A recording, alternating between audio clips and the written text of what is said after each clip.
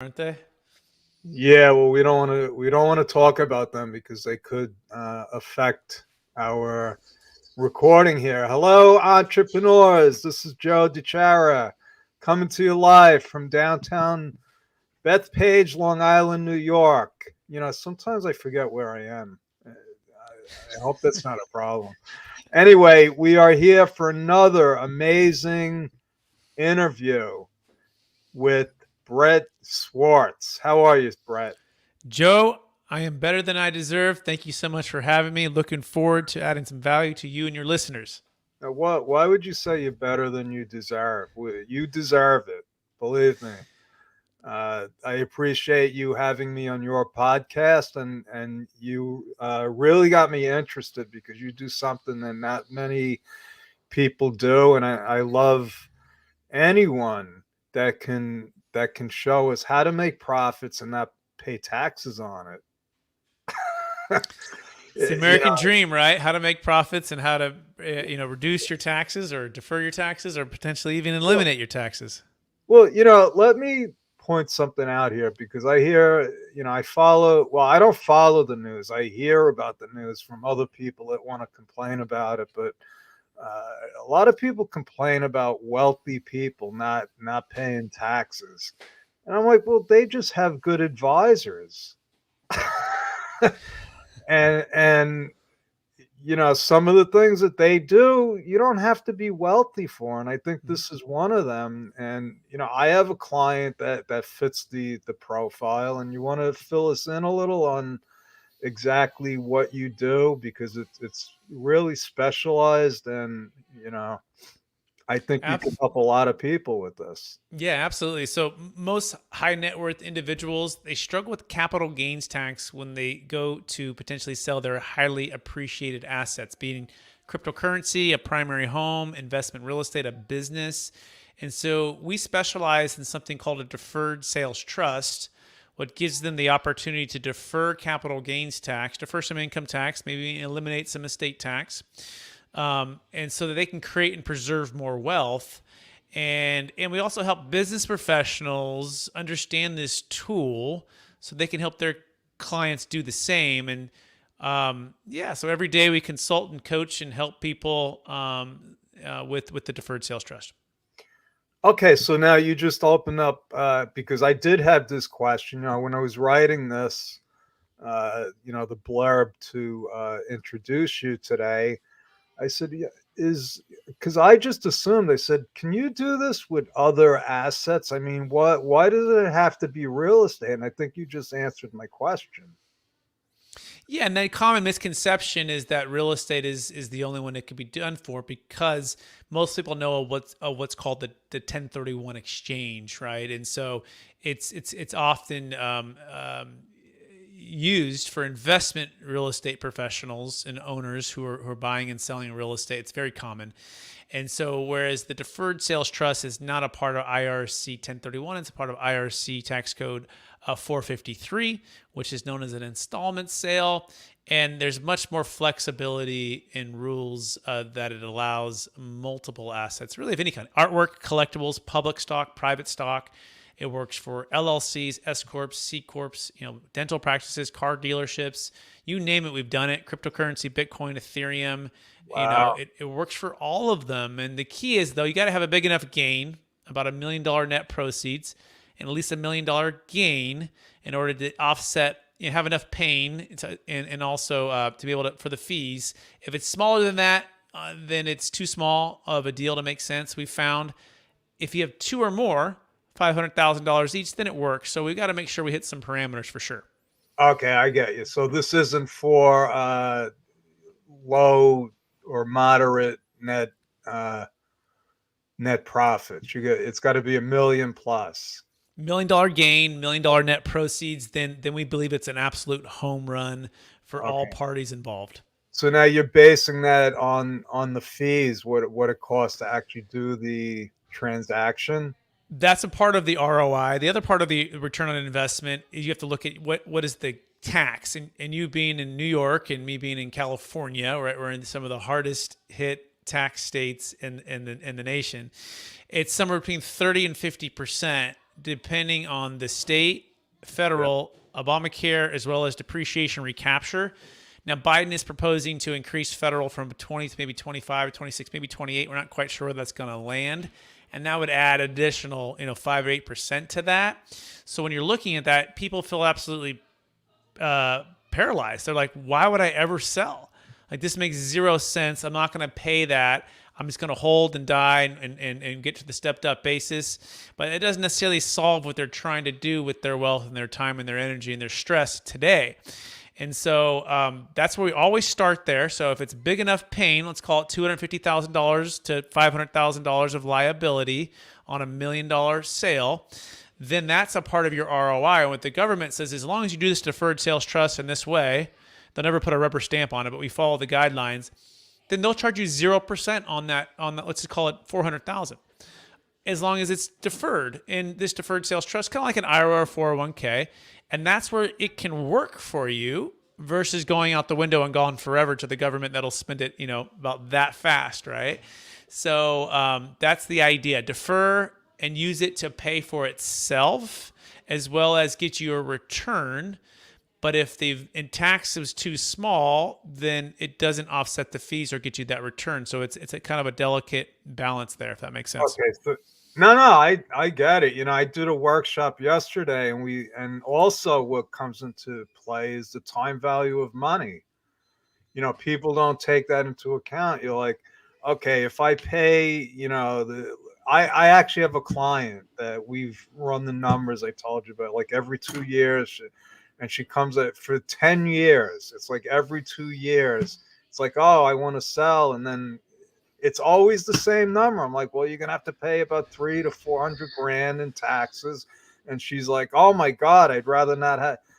And the thing is, all of her assets are tied up in real estate.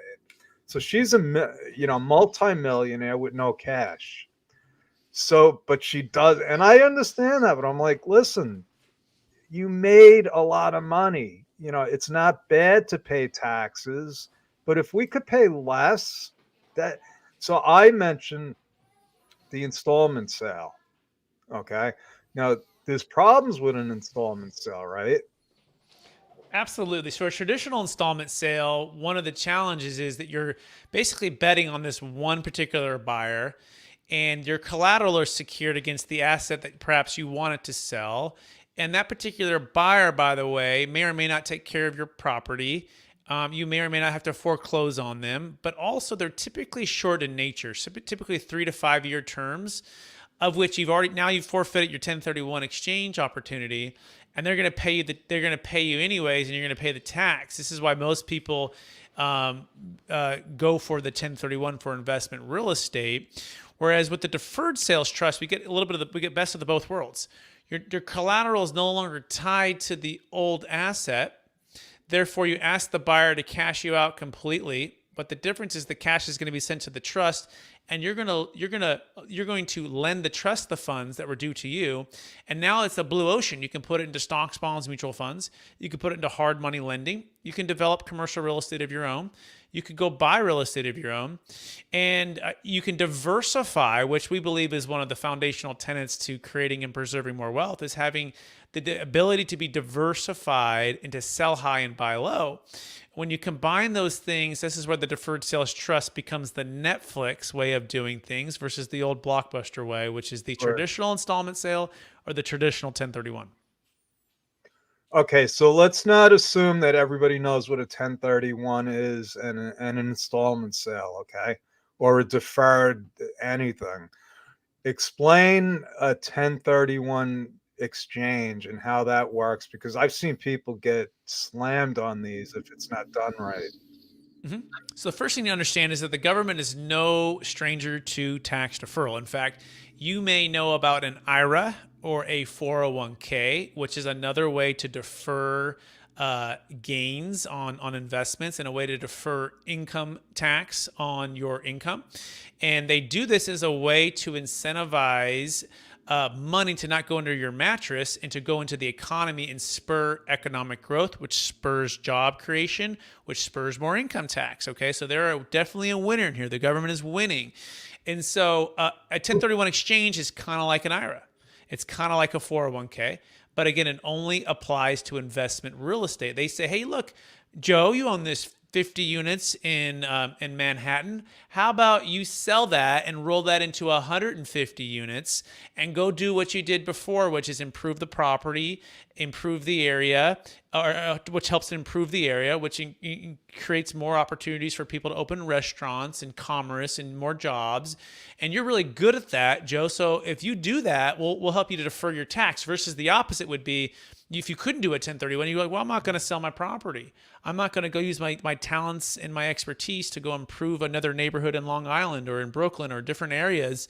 And so they're giving you these legal tax loopholes in order to incentivize what they can't really do well themselves, which is like government housing, right? If you look at that, Right. they're not great at doing that, right? And so that's part of why they give the 1031. So the installment sale, likewise, came along in the 1920s. And part of why it came along was a thing called the Great Depression.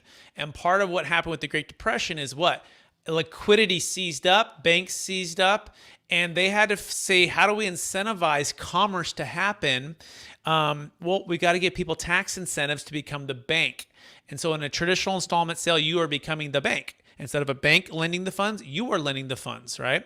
And, and until you receive what's called actual or constructive receipt, you're deferring the tax. So enter the deferred sales trust. It's just that an installment sale, that's a specialized one that's involving a trust. And again, we're asking the third-party buyer to come with the cash. We're asking them to cooperate with the trust. We're asking the seller to cooperate with the trust. And there's three parties here, and that's where the magic happens. The trust buys the asset, let's say from you, 50 units. Let's say it bought it for you for $50 million, right? That would be a really expensive place in Manhattan. Let's make it like 20 million, okay? Buy it for you for 20, and imagine you owned it free and clear, and it's asking you to carry back all the paper, just like an installment sale. So you're going to do 100% financing, and you're going to then the trust is going to sell the asset to the ultimate buyer. The 20 million is going to go into the trust, and the buyer is just going to take the property, and he's gone. And what's the smoke clears, and what's left is you have a promise of the trust to pay you back. You became the bank. You're the secured lender, and it's slowly going to pay you back. Now, typically our structure is set up with 10-year increments at an 8% interest rate, compounding, paying you back 5 or 6%, but it can pay you back as much or as little as you want. It's not unlike a loan you get on your house. If you had a 30-year mortgage at 3%, in this scenario, it's a 10-year, let's say, mortgage at 8%. And you're going to pay income tax slowly as you receive interest payments. You'll pay capital gains tax as you dip into principal. But again, the world is your oyster for how you can invest these funds. And that's where the magic happens, Joe. So, okay, let's go back to the 1031 exchange. So this is what happened, and it's got to be the right situation. It's like, I own property here and I don't like it. I want to be in another place or another type of real estate thing.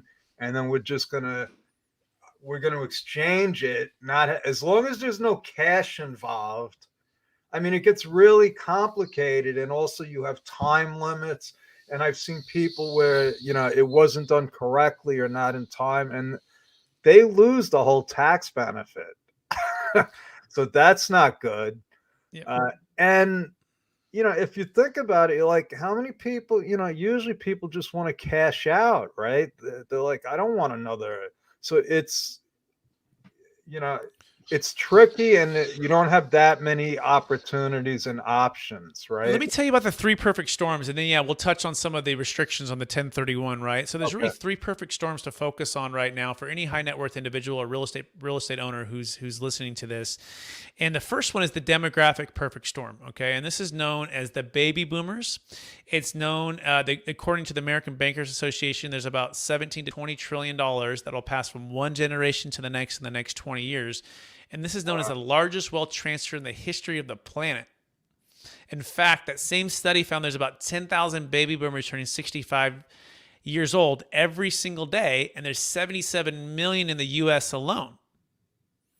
Now, that same study also found that 50% of the total net worth of America is tied to high-end primary homes, investment real estate, commercial real estate, and private equity, which is businesses.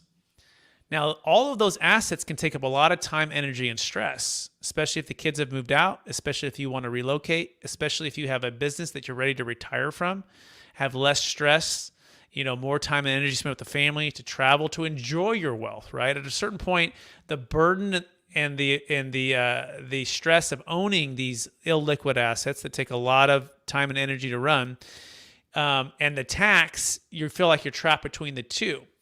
And so that's the first perfect storm that's happening. The second one is political, right? You have a big amount of debt on the US and their taxes are rising. They're talking about taking away the 1031. As it stands right now, it looks like that's off the table again, which is a blessing for investment real estate owners, okay? And I think really for everybody. It looks like it's off the table, but they're increasing the capital gains tax rate. You also have what was challenged as the potential elimination of the stepped-up basis. That's also off the table as of right now. But you see kind of where the tide is going. They're looking for more and more ways to, unfortunately, increase taxes, okay? The last perfect storm has to do with just the economic thing. In fact, it feels like we're a little bit in the eye of the hurricane, Joe. I don't know what you think. But last year was a crazy amount of challenges and headwinds and a lot of things happening with COVID. And then now we're kind of in this peaceful, maybe calm period of time, and there might be something else coming. In other words, there's economic highs in housing, commercial real estate, stock market, cryptocurrency. You have this huge gain, right? And a potential for a big, maybe crash. We don't know. I can't predict that. But it creates a perfect reason to sell, to diversify, to get liquidity for all of these moving factors. And that's what you've got to understand. So then so once you understand the problem, the challenges, and the demographics and the things that are going on, then the next thing is, well, what do you want for your wealth plan? What do you want for your family legacy? What do you want for your time and energy and location freedom? And enter the 1031 exchange. This is where it's tough. In fact, I have a client who used the deferred sales trust, and he's been in real estate for 30 years, buying and selling multifamily properties in California. He lives in Marin, California, which is just north of San Francisco. He's driving 2 to 3 hours to a place in Sacramento that's a very challenging place to collect rents. He can't find great property management. It's taking up couple days a week. A lot of traffic. No one likes traffic in California. No one likes traffic in New York. He's driving back and forth. And so he does it. He has 18 problems is what he's telling me. He goes, Brett, I got 18 problems. And I said, well, why don't you just do a 1031 exchange, Peter? And he goes, Brett, I got 18 problems. I told you that. And I said, yeah. He goes, I don't want 36 problems. I've been doing this my whole life. I'm 70 years old, right? I want to be done with this. He goes, I chose the deferred sales trust because it gave me time, energy, and stress freedom. It deferred my capital gains tax of $550,000. I was debt-free when I sold, and now I could spend more time with my family. That was the transformational part of it. And so that's really the key here. The 1031 exchange didn't solve his problems. It kicked his tax problems down the road, but it didn't solve his problems of what he wanted his outcome for his life to be. The deferred sales trust solved his tax deferral problems, but it also gave him the outcome which he wanted with his family, his time, and his energy. So I'll pause there, Joe, see if you have any thoughts on that. Yeah, well, you said a lot of things there. I have no idea what's going to happen. And I think anybody that tells you what's going to happen, they're guessing. I mean, there's a lot of smart people out there that are wrong a lot of times. So when it comes to things like, politics, the economy, I stick to what I know. Like what is going on right now. I agree about the eye of the storm. Everything seems like I'll tell you what it seems like with real estate. It seems like before 2008. Because I just looked up a house I used to own, and I'm like, I can't believe what they're saying it's worth, because I lived there. Like, it's not a great I mean, it's okay. Mm-hmm.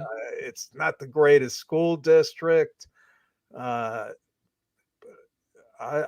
just like, I'm not buying a house now. It's too expensive. But now let's say I want to sell the house. This, and it doesn't just have to be real estate, which is a whole nother thing. you know, you what I know is taxes are high, and what as an accountant, what I learned a long time ago is you want to defer as much as you can, okay? Especially when taxes are high or they're going higher. Now, why? Let's talk about why would people want to do that? I mean, the simple answer is because you got more control over what you're going to pay, right? And hopefully, and this is one of the big lies that I learned. Hopefully, you're going to be paying at a lower rate. So I'll tell you why that was a lie. When I started in accounting, Social Security wasn't taxable. Everybody was doing IRAs because it was like, oh, I'll take it out when I'm in a lower tax bracket. Guess what? 30, 25 years later, I see what happened. They're all in higher tax brackets. Okay, so for my client, I'm gonna recommend what you do, the deferred sales trust, because it just gives you all the options. It's like you can have the cash. If you want to take it out, then you pay tax. If the capital gains rates go down, you take out more cash. If they go up, you leave it in there. Because I could still buy stuff in the trust, right? Absolutely. And we call that studying tax flow versus cash flow, right? So Right. it's more and more important to really study your tax flow and not just your cash flow. And I'll give you a couple real strong benefits for the deferred sales trust. So it's not just deferring the capital gains tax, but it's also deferring the income tax. So we have Right. a client, he sold an $8.3 million primary home in Palo Alto, California, Silicon Valley, and he moved to Nevada, and he delayed the income tax from the trust until he established residency in Nevada. Okay, and that's a beautiful thing. In other words, he paid zero tax on the transaction, established the residency, and there's people going from New York to Florida, California to Florida, to Texas, to Tennessee, to these states that are very, very tax friendly, establishing residency and then receiving the cash flow off of the trust at a lower tax bracket. A second, well, potentially, depending on where their tax bracket's at. I have another client who sold a business in Alabama, $2.6 million, and he delayed the income from the tax for a couple of years. He's in his mid 40s. He's making very high income, and he got out of the business of where he was at, and he's building 70 multifamily units tax deferred. But guess what? When he builds those multifamily units in Tennessee, he's going to get a new depreciation schedule on those. Which, guess what? He can accelerate that, and he can start pulling cash from the trust and from the property, and he can wash it away in the given year. So we call it the study of tax optimization or tax flow, not Right. just cash flow. And the other one I'll also kind of touch on is estate tax. This is the big elephant in the room for ultra high net worth individuals that we really got to focus on. A lot of the tiger by the tail is the capital gains tax. We want to defer that. But how about we eliminate some estate tax? So we just did a deal in Colorado for a client. There were $25 million. They live in California. All of it was inside their taxable estate. And they're selling a $5 million multifamily property in Colorado Springs. And they're looking at the deferred sales trust versus the 1031. One, they have no basis left. They've fully depreciated it. Two, they have a big estate tax challenge. The 1031 does not solve the estate tax. It only deals with capital gains tax, right? The tiger by the tail. But the deferred sales trust, guess what? It deals with the elephant. So upon sale, we moved all 5 million outside the taxable estate without having to give it all away to charity, without having to buy a bunch of life insurance. Okay. So in one day, one transaction, it does take a legitimate buyer who's buying it and a true seller in the trust. So it's not like just transferring it to a trust or transferring it to an LLC or something. It takes at the sale. This is one moment you can do this. It's outside the taxable estate. That's going to save them 40%. 40% on that 5 million. It eliminates it for their heirs. Okay, it's also going to defer the capital gains tax for a period of time. So these are all the things that we call transformational exit planning. This is why it makes it the deferred sales trust makes it the Netflix versus the Blockbuster, which most people are using, unfortunately. And it doesn't always solve their problems, right? This is why we started the company, to get the message out. So yeah, Joe, any thoughts on that? Uh, Yeah, I have a lot of thoughts on that, but here's the thing, Brett. We're at like 25 minutes. I didn't even realize the time. I was just so engrossed in what you were saying.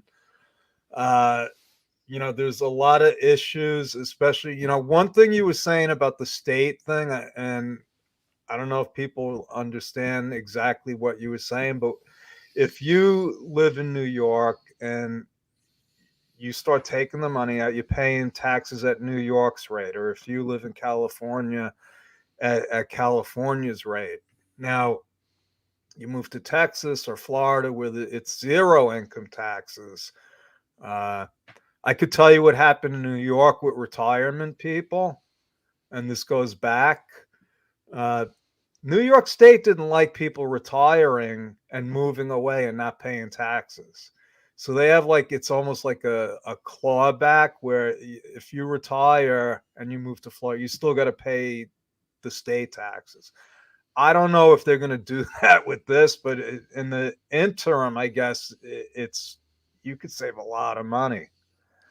I mean, I have friends that are moving from California to Texas, and it's crazy. So yeah, there's a big potential there. But let's define what a trust is, because I don't know if everybody knows what we're talking about with a trust. It's a separate entity, separate from you personally, correct?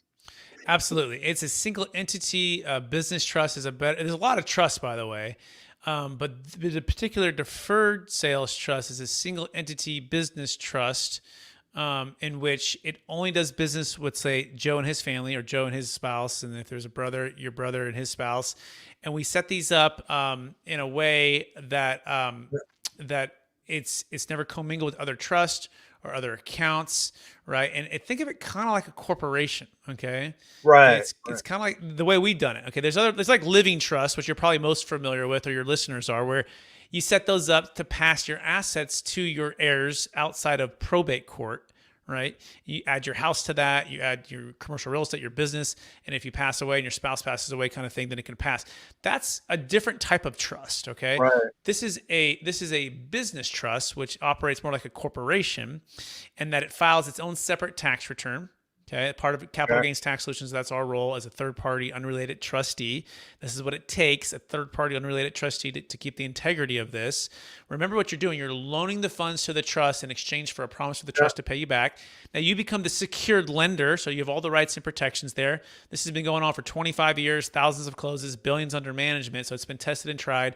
We use the banks, the different third-party financial advisors from across the nation to keep it all secure and protected. Anyways, your role as a secured lender, you get a 1099 as you receive payments from the trust, and you report that to your CPA. But who's You, running the trust? so, That as a trustee, and in conjunction with the tax attorney team, in conjunction with the financial advisor, those are the three main parties. In the middle, or let's say if it's your deal, Joe, you're the right, note holder, you're the secured lender, right? So it takes dual approval of the lender. I'm sorry, yeah, the lender, you, right, or me, and you, the note holder, the bank, right? It takes dual approval for anything. So the answer is it's a team effort.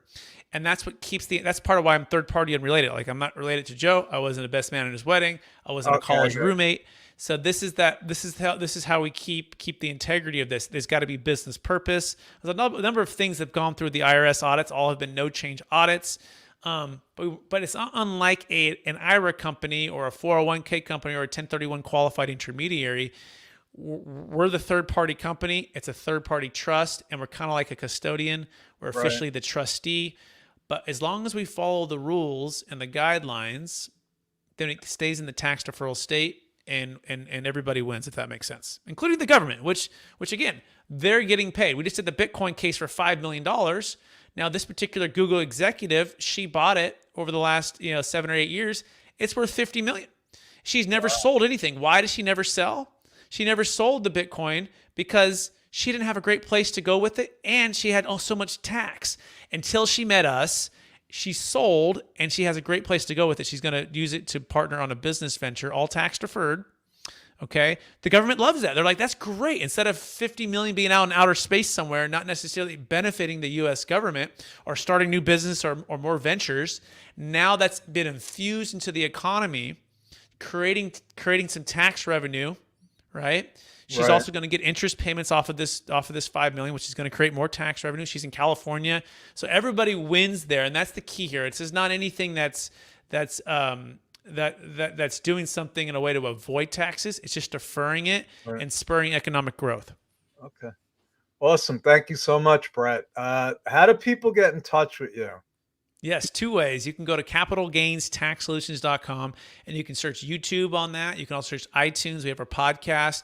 And if you are a professional wanting to look at ways to use the deferred sales trust to grow your value proposition to help your clients, you can go to experttaxsecrets.com. So capitalgainstaxsolutions.com or experttaxsecrets.com, and you can search that online. Okay. Awesome. Thank you so much. That's our story. We're sticking with it, entrepreneurs.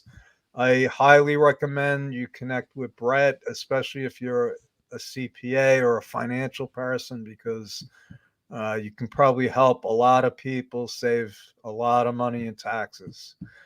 Okay. Over and out. God bless. Thank you, everyone. We will